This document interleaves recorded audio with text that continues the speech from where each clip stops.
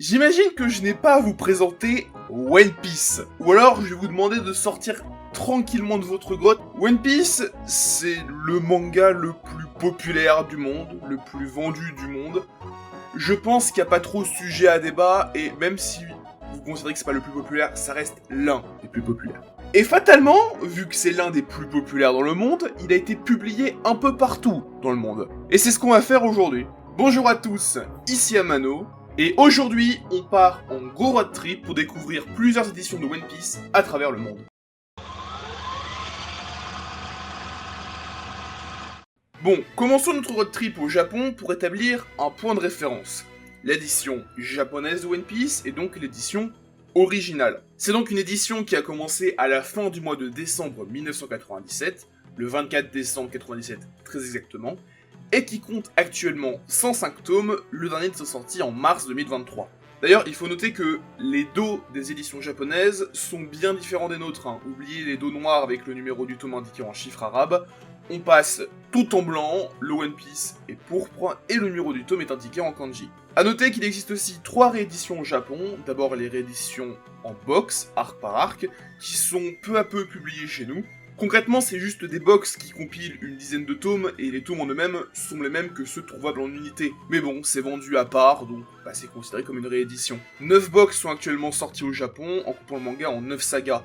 Box elle-même sortie en 3 groupes, les 3 premières sorties le 4 septembre 2020, soit en même temps que le tome 100, les 3 suivantes le 28 décembre 2020, et enfin les box 7 à 9 le 2 avril 2021. Pour ce qui est de la deuxième réédition, c'est ce qu'on appelle les One Piece Log. Il s'agit grosso modo de gros formats vendus un poil plus cher que les tomes classiques, qui compile plusieurs tomes en un en étant vendus avec des goodies comme des posters sur Log 21 par exemple. Les 20 premiers logs, qui compilent les 60 premiers tomes, sont tous parus entre 2009 et fin 2012, là où les logs 21 à 28 paraîtront entre juin 2017 et janvier 2018 pour célébrer le 20e anniversaire du manga, ce qui est visible à ce petit logo en haut à gauche sur ces fameux logs. Et on va aussi passer très vite sur la dernière réédition, la réédition Jump Remix de One Piece, lancée en 2021 pour célébrer le 20e anniversaire de la collection Jump Remix.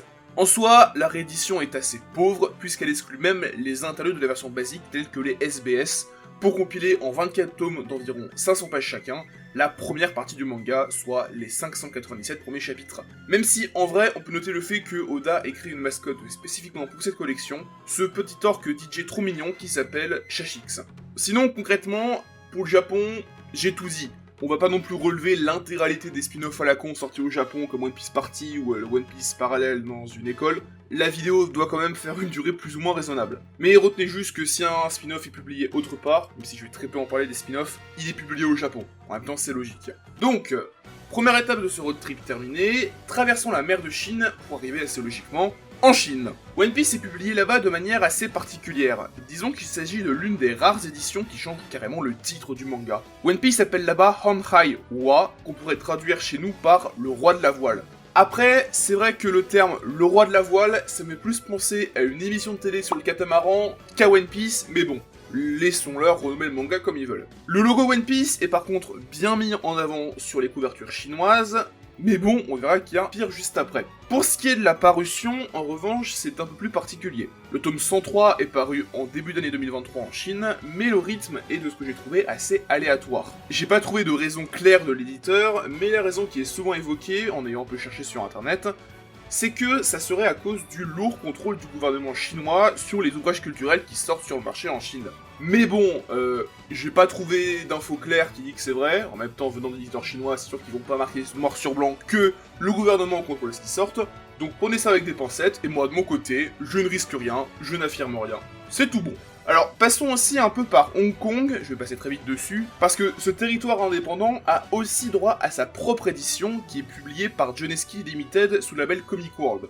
Je vais pas non plus incroyablement la détailler, je vais pas trouver grand chose dessus, mais je tenais simplement à notifier son existence. Partons donc vers l'Asie du Sud pour arriver en Malaisie. La Malaisie, c'est un pays magique, on va y passer un peu plus de temps, et je rigole pas sur le fait que c'est un pays magique pour One Piece. Chez eux, One Piece n'existe pas. Oubliez One Piece et découvrez Budak Geta. Donc en Malaisie, One Piece s'appelle Budak Geta, ce qu'on peut globalement traduire par garçon en caoutchouc. Ils sont fantastiques en Malaisie. S'ils ont appelé One Piece garçon en caoutchouc, Vous imaginez comment ils ont appelé d'autres œuvres? Est-ce qu'ils ont appelé Bleach Tranche Fantôme? Est-ce qu'ils ont appelé Naruto Renard Tourbillon? Est-ce qu'ils ont appelé Black Clover Magicien sans magie? C'est incroyable. Bon, plus sérieusement, c'est pas quelque chose qui est si rare que ça en Malaisie. Par exemple, Dragon Ball et My Hero Academia changent également de nom. Dragon Ball devient Mutiara Nara et My Hero Academia devient Academy Hero. Bon, c'est simplement une traduction du nom en malais, mais ça montre bien une volonté de traduire le titre du manga dans la langue officielle du pays, sans doute pour faciliter la vente. Par exemple, en reprenant ce principe, Demon Slayer s'appellerait Pembunu Iblis en Malaisie. Après, je pense que c'est un peu une stratégie des éditeurs malaisiens pour essayer de contrecarrer le piratage qui est très implanté en Malaisie, avec surtout énormément de traductions amateurs bien plus proches de la version originale. Mais surtout, au final, on retrouve aussi ça en France. Par exemple, Komi cherche ses mots, Iruma à l'école des démons, Les vacances de Jésus et Bouddha. Nous aussi on traduit des titres afin de les rendre plus compatibles avec le marché français. Bon, sinon à part ça, j'ai pas trouvé grand chose de plus à dire sur la version malaisienne. La parution suit tranquillement son cours, et il s'agit même d'une édition qui conserve les deux japonaises, ce qui est assez rare pour le souligner. Partons bien plus à l'ouest et arrêtons-nous en Turquie. One Piece en Turquie, sur la publication, c'est très compliqué. Déjà, ça a commencé assez tard, avec une édition qui a commencé originellement courant 2015, chez l'éditeur Gerelki Sailor. Mais on trouve aussi une trace d'une potentielle deuxième édition qui aurait commencé 5 à 6 années plus tard. Je vais avancer pas trop sur ça par manque clair d'infos, mais apparemment, le contexte de la parution de One Piece serait très particulier là-bas à cause de la crise économique qu'il y a en Turquie. Et donc, forcément, dans de telles conditions, l'importation de biens culturels japonais, c'est pas trop ta priorité, que ce soit d'un point de vue, toi qui bosses là-dedans, ou même en tant que consommateur. Donc, c'est compréhensible que la publication est un peu ralentie, et à part ça, pour ce qui est de la raison de la potentielle deuxième édition, de ce que j'ai trouvé, la première traduction serait assez bancale, mais pas bancale style ils changent les noms, bancale dans le sens ils changent rien et ils mettent énormément d'annotations. Donc je vais pas non plus en parler parce que j'ai pas trouvé énormément d'informations non plus sur l'édition turque. Mais voilà, s'il y a des personnes qui connaissent mieux cette édition qui passent par là, n'hésitez pas à préciser tout ça en commentaire. Moi de mon côté, je tenais simplement à notifier l'existence de l'édition turque de One Piece qui pour le coup existe bel et bien. Reprenons notre voyage vers l'ouest et arrêtons-nous chez nous. Et malgré le contexte politique très compliqué en ce moment, on va rester un petit moment en France parce que autant développer l'édition française. Donc, Glénat a débuté la publication de One Piece en septembre 2000, dans une édition bien différente de ce qu'on connaît aujourd'hui. Oubliez la jaquette et la couverture similaire à la couverture japonaise, le premier tome de One Piece, paru en France, ressemblait à ça. Et les particularités de cette édition ne s'arrêtent pas à ça. Elle était dans un sens de lecture occidental, c'est-à-dire le même que les BD franco-belges ou les romans. Elle ne comportait pas de jaquette, et ne contenait pas les préfaces, c'est-à-dire les mots d'auteur d'Eiichiro Oda. Mais aussi, il y a des traductions qui diffèrent de notre version actuelle, avec le légendaire Pipo ou les onomatopées traduites en français par exemple. Ah, et au passage, la légende de Monkey D. Corentin est fausse, ça n'a jamais été commercialisé donc ça n'existe concrètement pas. Par la suite, il y aura quelques corrections apportées à l'édition française au fur et à mesure. Les jaquettes apparaîtront au tome 12, le sens de lecture japonais sera adopté au tome 16, les onomatopées arrêteront d'être traduites à partir du tome 19, et enfin, on note une retraduction générale de l'œuvre qui a commencé au tome 67 et qui est indiquée avec ses numéros jaunes sur les tomes. En dehors de la série principale, on trouve aussi énormément de spin-off en France. Les 5 guidebooks en gardant les deux originaux d'ailleurs, je ne sais pas vraiment pourquoi. Il y a aussi une tétrachier d'anime comics qui sont une adaptation en manga des films de la licence, mais aussi des romans, le livre de cuisine, One Piece Party, la One Piece Magazine, un livre de quiz, Chopperman, bref, on a plein d'ouvrages One Piece, et c'est logique vu le succès de l'œuvre en France, avec 6,5 millions d'exemplaires vendus en France en 2022, pour un total de plus de 35 millions d'exemplaires en circulation dans l'Hexagone. D'ailleurs, des rééditions, en particulier les One Piece Log, ont aussi fait le voyage jusqu'à chez nous, mais dans un format bien différent du japonais. En gros, les logs chez nous, ils sont coupés en deux. Là où les 60 premiers tomes ont été compilés en 20 logs au Japon, ils sont compilés en 40 logs en France. Et c'est pour ça que les logs français ont tous un sous-titre de partie. Par exemple, le 5ème log japonais, Chopper, chez nous, c'est les logs 9 et 10 qui s'appellent Chopper première partie et Chopper deuxième partie.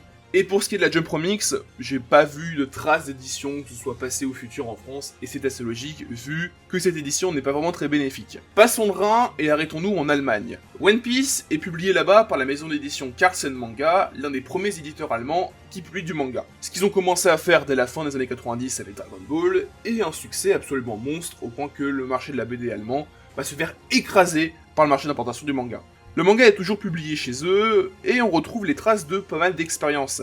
Déjà, au début des années 2000, Carlsen lance le magazine Banzai, magazine mensuel qui servait de pseudo shonen jump allemand imprimé, magazine qui publiera notamment One Piece, mais qui disparaîtra en 2005, après que Shueisha ait commencé à vendre ses droits à d'autres éditeurs, notamment Tokyopop. Mais malgré ça, Carlsen continue à publier One Piece, et on le fait encore aujourd'hui. Les 103 premiers tomes sont parus en Allemagne, les box sont peu à peu publiés chez eux aussi, tout comme pas mal de spin-offs. Ils ont même droit à des ouvrages inédits, comme les One Piece Kritzelkurk, livre unique qui compile plus de 300 illustrations simplistes des personnages de One Piece, avec à chaque fois un tuto pour apprendre à les dessiner.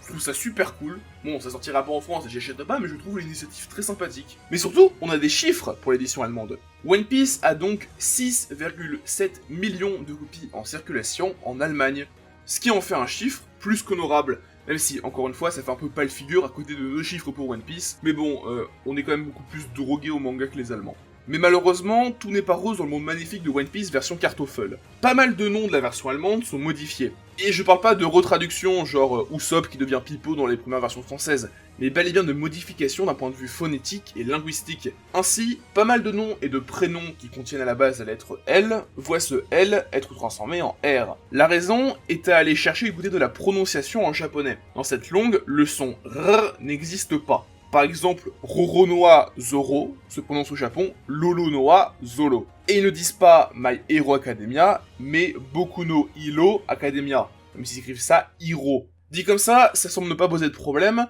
mais le souci, c'est qu'en traduisant directement ces noms, des L deviennent des R. Par exemple, quand on lit Monkey D. Luffy littéralement dans son écriture en japonais, on lit Monkey D. Ruffy. Et là où en France, on a eu un suivi avec Shueisha pour savoir quel R devenait un L et quel R restait un R, en Allemagne ainsi que dans pas mal d'autres pays, c'est beaucoup plus compliqué. Ainsi, on a Luffy qui devient Ruffy, Roronoa Zoro qui devient Lorenor Zoro, magnifique celui-là, ou encore Kokoro qui devient Kokoro. Ajoutez aussi à ce souci déjà assez chiant que beaucoup de termes sont traduits et adaptés.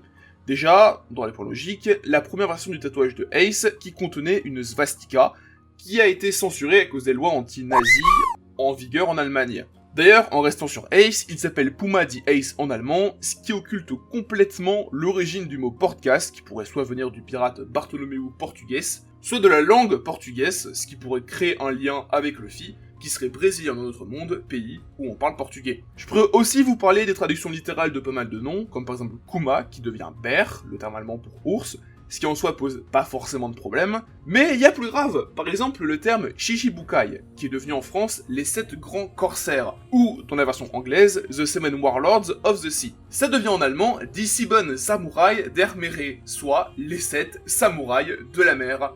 Oui, ils se sont juste basés sur l'image de teasing apparue au début de l'arc Arlong, sur lesquels on les voyait tous avec une épée. Et me lancez même pas sur le sujet de Locktail, qui s'appelle Unicorn, en allemand.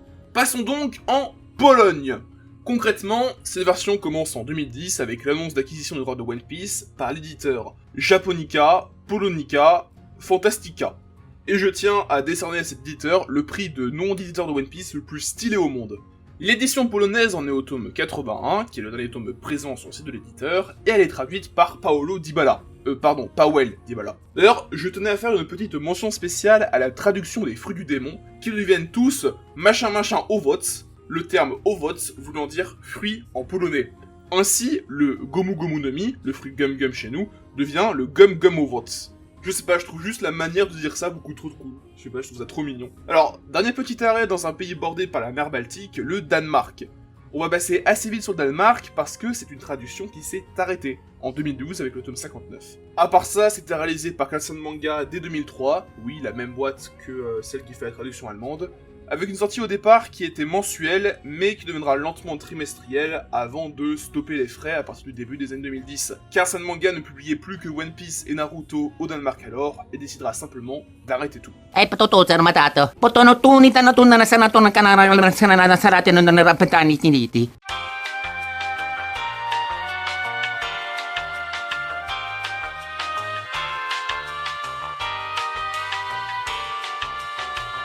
Donc, One Piece est publié là-bas par la société Star Comics, Et plutôt que de refaire une longue tirade, je vais tout simplement vous montrer la chose. Observez cette couverture. La première chose que vous remarquerez, c'est la police d'écriture pour le nom Eiichiro Oda, qui est magnifique, et ce logo de numérotation de tome, qui certes est très intéressant, mais qui s'incruste assez mal dans... Non, je déconne. Bien évidemment, c'est quoi ce logo? Qu'est-ce que c'est que ce logo complètement flingué? Qui a eu l'idée d'utiliser des polices d'écriture différentes pour chaque lettre?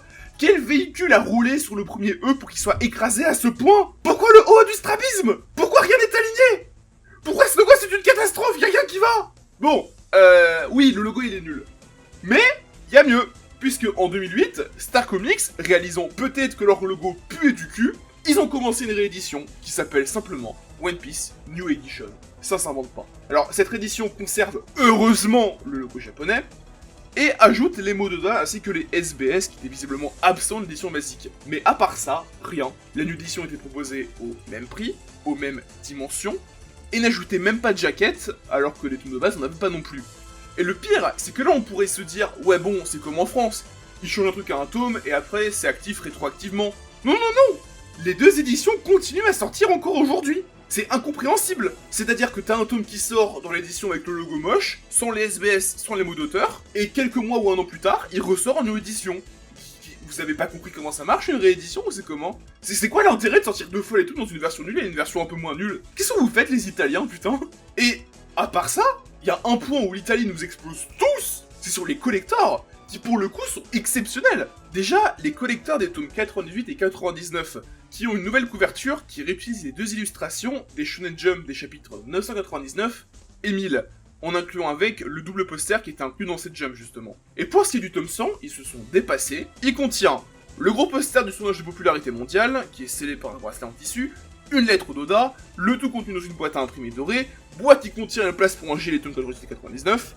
Bref, c'est une collector parfaite, 20 sur 20, sauf si on prend en compte le fait qu'il y a le logo dégueulasse. Là tu perds 5 points, et tu passes au même niveau que l'édition française collector avec la couverture en cuir. Dommage les Italiens. Partons vers l'ouest et vers l'Espagne. One Piece est publié là-bas par l'éditeur Planeta Comics, qui est à un rythme d'à peu près 3 tomes de retard sur l'édition japonaise, le tome 102 étant sorti en novembre dernier. À part ça, le recueil Wanted, les 5 databooks et les animés comics de Strong World et de Stampede sont sortis en Espagne. Pourquoi Strong World et Stampede et pas Z ou Gold, je ne sais pas. D'ailleurs, on retrouve dans la version espagnole plusieurs traductions et adaptations, même si certains gardent juste sa prononciation littérale japonaise, ce qui est très bizarre. Par exemple, Locktail s'appelle Rafutelu dans la version espagnole. Il faut aussi noter l'existence d'une édition catalane qui a été annoncée le 10 décembre 2022 lors du 38e salon du manga de Barcelone et qui débutera le 5 avril 2023 en se basant sur une précédente réédition espagnole, et elle compilera donc 3 tomes en un, suivi de Planeta Comics, l'unique éditeur à publier One Piece dans 2 langues différentes. Actuellement, parce que Carlsen Manga l'ont fait avant,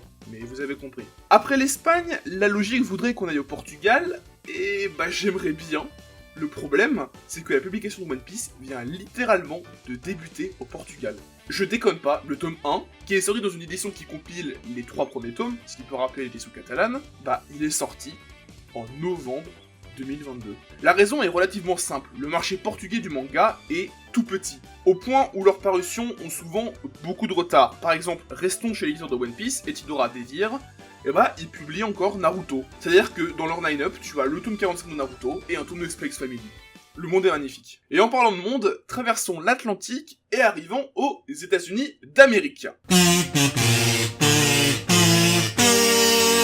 One Piece est, comme vous le savez peut-être, publié là-bas par Viz Media. Alors concrètement, il n'y a rien de très spécial à dire sur cette édition, notez juste leur couverture immonde.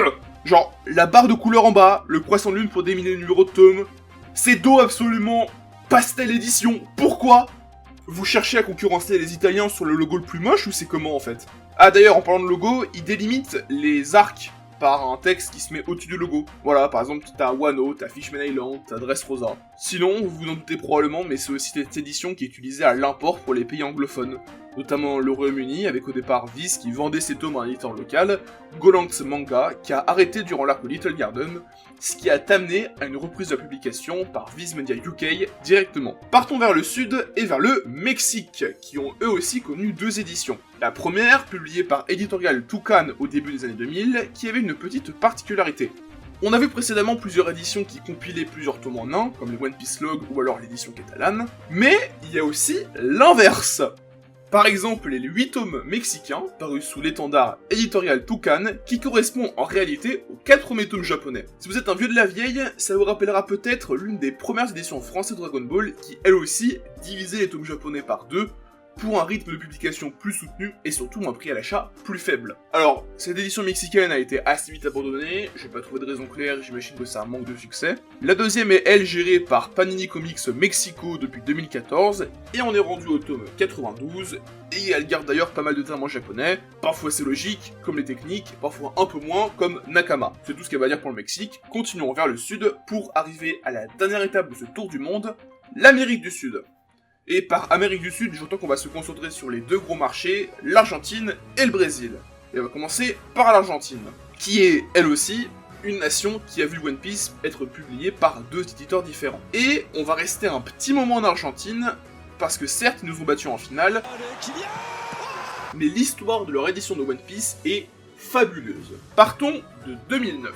À la base, c'est la société LARP Editores qui publie One Piece, et ils ont fait n'importe quoi pour changer. Grosso modo, ils traduisaient des termes propres à l'univers en espagnol, en laissaient d'autres en anglais, voire même en japonais.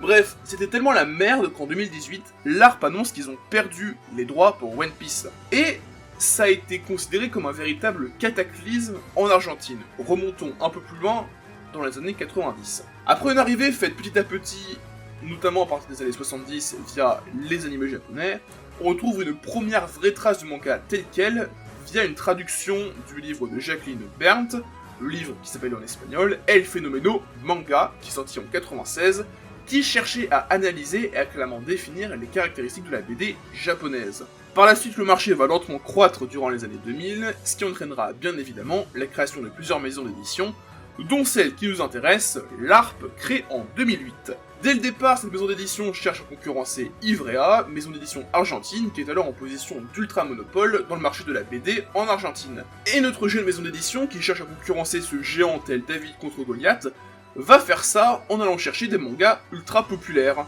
mais qui est alors non édité par Ivrea, ce qui commencera en 2008 avec l'annonce au salon Animate 8 à Buenos Aires du titre Mermaid Saga de Rumiko Takahashi, ainsi qu'un premier aperçu de leur publication de 2009 avec 3 titres phares, Death Note, Naruto et One Piece. Une maison d'édition qui venait de naître réussissait à choper 3 mangas d'une taille tout simplement conséquente au Japon. Je ne rentrerai pas dans le pourquoi du comment l'ARP a réussi à récupérer ces 3 mastodontes, parce que ça date de 2009 et les rapports sont en espagnol et moi j'ai fait allemand LV1, mais déjà à l'époque, Leandro Oberto, employé d'Ivrea, dénonçait des agissements peu scrupuleux de l'ARP, des discussions avec Shueisha où l'ARP descendait très volontiers Ivrea, et même une tentative de sabotage lors de la visite de représentants de Shueisha en Argentine.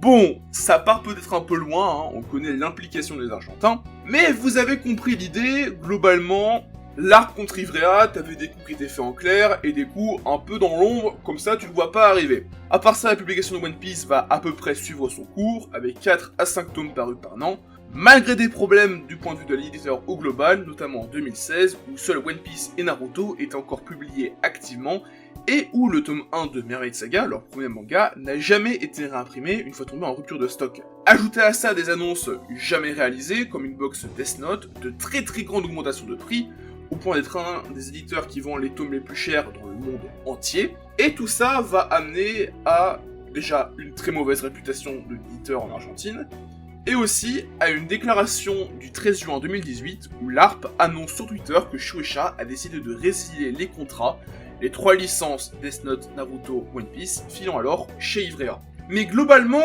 qu'est-ce que valait réellement cette édition LARP ? Et c'était pas très fameux. Déjà, on peut noter un problème pour l'éditeur qui galérait à garantir le même niveau d'édition entre les tomes, notamment au niveau du logo qui n'était que très rarement imprimé au même endroit 2 tomes de suite. Mais aussi, c'était très compliqué d'un point de vue gestion des sorties. La jeunesse de l'ARP s'est retournée contre la maison d'édition, puisque l'éditeur galérait à gérer une dizaine de sorties, quand à côté on avait leur principal concurrent, Ivrea, qui imprimait à la chaîne, puisqu'ils avaient réussi à trouver une stabilité, ce qui est mine de rien assez rare dans le monde de l'édition, surtout en Argentine. Résultat, il ne reste de l'ARP que cette ambition de toucher les sommets, ambition qui a tenu un temps, mais qui a fini par s'effondrer. Pour ce qui est de la version Ivrea, elle reste relativement proche de la version américaine, l'éditeur ayant même tenu d'un côté à commencer avec la publication de la série pour effacer définitivement l'ARP dès le départ, mais aussi à reprendre le tome 43 pour pas laisser les lecteurs de l'ARP sur le carreau. Le tome 42 étant le dernier publié par cette ancienne maison d'édition. Sinon, de ce que j'ai trouvé comme info, l'édition est clean et vient même avec 2 pages couleur par tome, c'est propre, c'est bien fait, rien de plus à dire. Ah, et eux aussi ils délimitent les sagas, hein. Ainsi les tomes de Marineford, il y aura un gros Guerra de Barba Blanca en haut. Dernière étape, le Brésil. Comme le Mexique et l'Argentine, le Brésil a lui aussi connu 2 versions de One Piece. La première est signée Conrad Editora et a été publiée de 2002 à 2008, en allant jusqu'au tome 70. Et non, je n'ai pas fait d'erreur, il s'agit simplement d'une autre édition qui divise les tomes japonais en 2. Et encore une fois, Panini Comics a débarqué en tant que sauveur et a repris l'édition en reprenant en 2012, en publiant en parallèle les tomes 36 et les suivants, mais aussi en reprenant depuis le départ pour effacer la version Conrad Editora de la circulation. A part ça, rien de plus à dire, hein, les databooks sont également publiés au Brésil, même si on peut noter aussi dans ces 3 éditions américaines, en dehors des USA que j'ai abordées, des points communs assez troublants, hein, des problèmes d'édition, des divisions de tomes par 2, des reprises, c'est très très drôle. Et donc voilà ce qui conclut ce petit, entre guillemets, tour d'horizon de One Piece à travers le monde. Alors, bien évidemment, je n'ai pas abordé l'intégralité des éditions mondiales. Je n'ai pas parlé des éditions du nord de la Scandinavie, de la Corée, bref, j'ai pas abordé tout non plus. Parce que, mine de rien, au final, il n'y a pas beaucoup d'histoires intéressantes. Hein. Même là, j'ai abordé des éditions sur lesquelles il n'y avait pas grand chose à dire, notamment la version espagnole par exemple. Mais surtout, c'est qu'au final, quand on fait le manga et l'animé, One Piece est bien plus populaire d'un point de vue animé que manga. Le manga est publié dans relativement peu de pays par rapport à la diffusion de l'animé qui est bien plus répandue. Ce sera peut-être d'ailleurs l'objet de faire une autre vidéo, on se concentrera un peu plus sur les adaptations. Par exemple, il y a une énorme culture de l'anime One Piece dans les pays du Moyen-Orient, là où le manga y est très très peu publié. C'est qu'un exemple parmi tant d'autres, mais on trouve ça par exemple aussi beaucoup dans les pays d'Europe. Notamment tout ce qui est pays d'Europe de l'Est et un peu les Balkans, notamment, où l'anime est énormément diffusé, notamment en Grèce, là où le manga n'est quasiment pas publié. En tout cas, j'espère que cette vidéo vous a plu. Moi, elle me trottait dans la tête depuis un petit moment. J'ai commencé à bosser dessus l'an dernier. Je suis très content de pouvoir enfin la sortir. Je vous dis normalement à dans 2 semaines, soit pour parler des shoujo, seinen, josei, toutes ces conneries, soit de Demon Slayer. C'était Amano. Abonnez-vous, c'est important. Road to 2000 abonnés et bien plus. C'était Amano. À la prochaine!